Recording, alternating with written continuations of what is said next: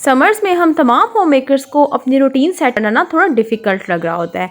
मैं किस तरह से अपनी रूटीन को मैनेज करती हूँ आज आप लोगों के साथ शेयर करूँगी। बस वीडियो को एंड तक वॉच करना और उम्मीद करती हूँ आप लोगों को अच्छी लगेगी। So let's get started. अस्सलाम वालेकुम माय यूट्यूब फैमिली, कैसे हैं आप सब? उम्मीद करती हूँ आप सब ठीक ठाक होंगे। अल्हम्दुलिल्लाह बिल्कुल ठीक ठाक हूँ। तो व्लॉग स्टार्ट हो रहा है यहाँ पे मॉर्निंग से। तो सबसे पहले जो है ना ब्रेकफास्ट रेडी कर लेती हूँ, और जैसे ही मैं बच्चे से आते हैं ना बच्चों का ब्रेकफास्ट रेडी करती हूँ, साथ कोशिश करती हूँ कि मैं अपना भी बना लूँ, क्योंकि मॉर्निंग का टाइम ना थोड़ा ठंडा होता है। आहिस्ता आहिस्ता गर्मी बहुत ज़्यादा हो जाती है, धूप इतनी ज़्यादा तेज़ होती है, और मेरी कोशिश होती है कि 12 बजे से पहले पहले अपने घर का तमाम काम जो है ना वो ख़त्म कर लूँ। और क्योंकि फिर बच्चे भी आ जाते हैं, बच्चों के और इतने ज़्यादा काम होते हैं, तो मेरी कोशिश यही होती है बस 12 बजे से पहले पहले मेरे घर का तमाम काम ख़त्म हो जाए। तो बस यहाँ पे मैंने रात को ही पूरा माइंड करके सोती हूँ कि बच्चों को लंच में क्या देना है, ब्रेकफास्ट में क्या बनाना है। और यहाँ मैंने सबसे पहले आपको स्टोरेज दिखाई थी, ये मैंने फ्रीज़ करके रखी हुई है। मैं बहुत कम बनाती हूँ सर्दियों में, गर्मियों में।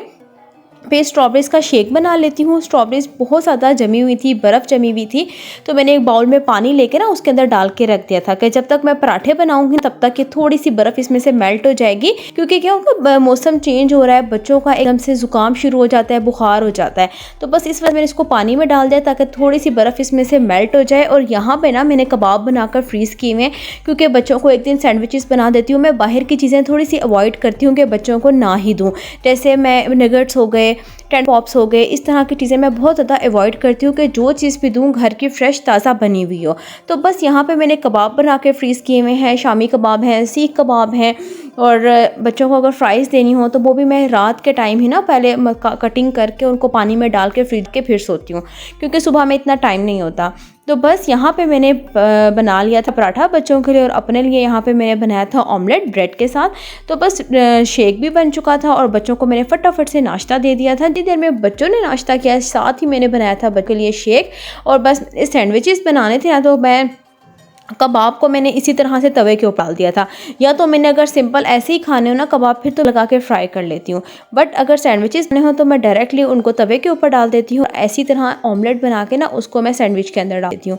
और रही बात यहाँ पे शेक बनाने की, तो सबसे पहले मैंने रात को ही दूध बॉयल करके फिर सोती हूँ फ्रिज में रख के। तो क्योंकि जब हम लोग दूध को बॉयल करके रख देते हैं, ठीक है, उसके अंदर कोई हम चम्मच वगैरह ना मारें, तो उसके ऊपर मलाई इतनी अच्छी आती है ना, बिल्कुल ठीक जैसे रोटी होती है ना पूरी, उस तरह से मलाई उतरती है।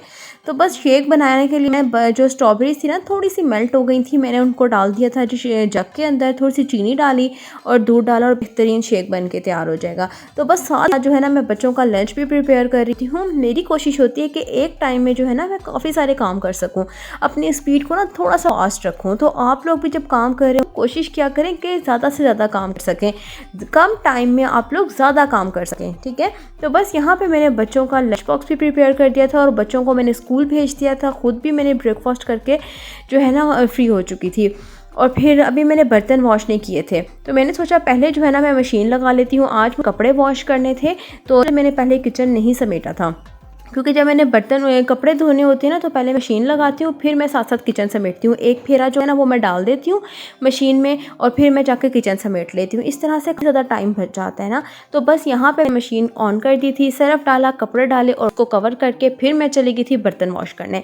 फिर जी यहाँ पर जो है ना मैंने कपड़ों को इसके डाल दिया था, आधा घंटा लगा। थोड़े से ही कपड़े होते हैं तो बस मैं उनको अच्छे से टाइम से वॉश कर देती हूँ ताकि ज़्यादा बर्डन भी ना पड़े, क्योंकि गर्मियों में वैसे कोई काम करने का आजकल दिल नहीं करता। तो बस सिंपल मैंने स्टैंड के ऊपर इस तरीके से खोल दिया था, क्योंकि ज़्यादा डार्क कपड़े होते हैं। मेरे हस्बैंड जो है ना ज़्यादा डार्क कपड़ों का यूज़ करते हैं, बेशक विंटर हो बेशक समर हो, क्योंकि उनका काम ऐसा सा है ना।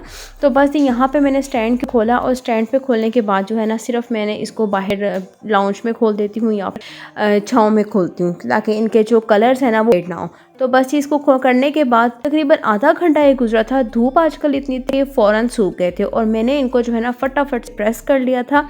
बच्चों के आने से पहले ही जो है ना मैं कोशिश करती हूँ कपड़े वगैरह सब समेट लूँ, कि जब वो आते हैं उनके और इतने ज़्यादा काम होते हैं।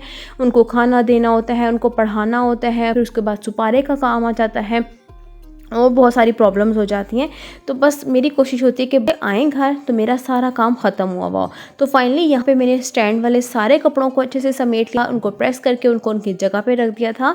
करने के बाद जी फिर मैं जब रूम में आई ना, तो यहाँ पे अभी बर्तन पड़े हुए थे, तो बस मैंने फटाफट से उनको बाहर रखा, अपना रूम क्लीन किया। अच्छा, जब हम लोग रोज़ एक ही रूटीन में काम कर रहे होते हैं ना, तो उस रूटीन से भी ना दिल उकता जाता है, तो बंदा तंग पड़ जाता है, क्या रोज़ एक ही काम करता रहे। तो अगर थोड़ी सी अपनी रूटीन चेंज कर लेना, अगर आप लोग पहले किचन साफ़ करते हैं बाद में अपना रूम करते हैं, तो अगर आप पहले अपना रूम क्लीन कर लें और फिर किचन कर लेना, तो थोड़ी रूटीन चेंज हो जाती है। तो बस मैंने भी कुछ ऐसा ही किया था, किचन को मैंने बाद में क्लीन किया था। मेरी कोशिश होती है जैसे मैं बिस्तर से उठी हूँ साथ ही अपना रूम क्लीन कर लूँ। बट आज मैंने सबसे पहले जो है ना मशीन लगा ली थी, बर्तन जो है ना किचन अभी तक क्लीन नहीं किया था। तो मैं बाहर आई, आधा घंटा नहीं गुजरा था कि धूप इतनी तेज़ थी कि मैं आज ब्लैंकेट्स भी वॉश किए थे, फ्लीस ब्लैंकेट्स जो होते हैं, तो भी अच्छे से ड्राई हो चुके थे। बस उनको भी मैंने साथ ही तैला। मेरी कोशिश होती है मैं ज़्यादातर कपड़ों को धूप में रखूँ, तो बस उनको उनकी जगह पे रखा। अभी मैंने घर की क्लीन नहीं की थी क्योंकि आज मेड ने आना था, उसने क्लीनिंग करनी थी। तो बस मैंने जो है ना फटाफट से किचन क्लीन कर लिया था, बर्तन जो थे उनको वॉश किया और ट्रे में रखा, क्योंकि नीचे वाले किचन के बर्तन थे, मैं खाना नाश्ता वो नीचे वाले किचन में बनाती हूँ। आज बस मैं ऊपर आ गई थी, अपने रूम में बैठ के मैंने नाश्ता किया था, तो बस बर्तनों को जो है ट्रे में रखा और मैं नीचे रखाई थी उनको उनकी जगह पे। अच्छा, समटाइम्स हम अपने सारे घर की क्लीनिंग तो कर लेते हैं, कभी भी समर्स में अपने घर की डीप क्लीनिंग नहीं करती। जो रूटीन काम होता है ना बस वही करती हूँ। हर रोज़ जो है ना एक एरिया एक एक चीज़ मैंने रखी होती है जिसको मैंने डीप क्लीन करना होता है।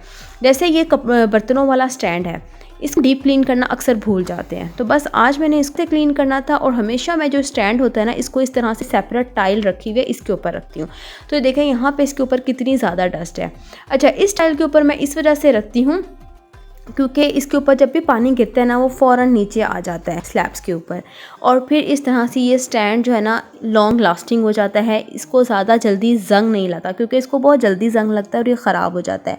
ये काफ़ी टाइम से 7-8 साल से है, लेकिन इसको इतना ज़्यादा जंग नहीं लगा। जो मेरे पास पहले स्टैंड था ना वो मैंने ऐसे ही रखा हुआ था, तो उसको बहुत ही जंग लग गया था, वो 2 साल के अंदर बिल्कुल फारिग हो गया था।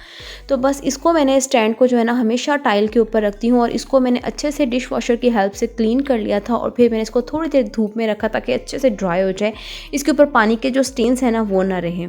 तो बस करने के बाद इसको धूप में रख दिया था, और फिर साथ ही साथ जो है ना मैंने अपने प्लांट्स को पानी दे दिया, क्योंकि धूप इतनी ज़्यादा है, जब तक इनको 2 से 3 टाइम पानी ना दो तो ये बेचारे मुरझा जाते हैं। जैसे अपना ख्याल रखते हैं ना, इस तरह इनका ख्याल रखना भी बहुत ज़रूरी है। तो बस ये करने के बाद ना हमारे इधर ऊपर वाले पोर्शन में इस तरह छोटी छोटी गलियाँ बनी हुई हैं जिनका बिल्कुल भी कोई फ़ायदा नहीं है। लेकिन हाँ ये है कि कभी कभार जो है ना कपड़े वॉश करके इधर खोल देती हूँ, बट यहाँ पे गंद ही पड़ता है। तो बस यही है कि इसको बस डेली क्लीन करो। देखें कितनी मिट्टी है, हालांकि एक दिन छोड़ के मैं यहाँ से गलियाँ वॉश करती हूँ। तो बस यहाँ से इनको क्लीन किया, और फाइनली स्टैंड अच्छे से ड्राई हो चुका था।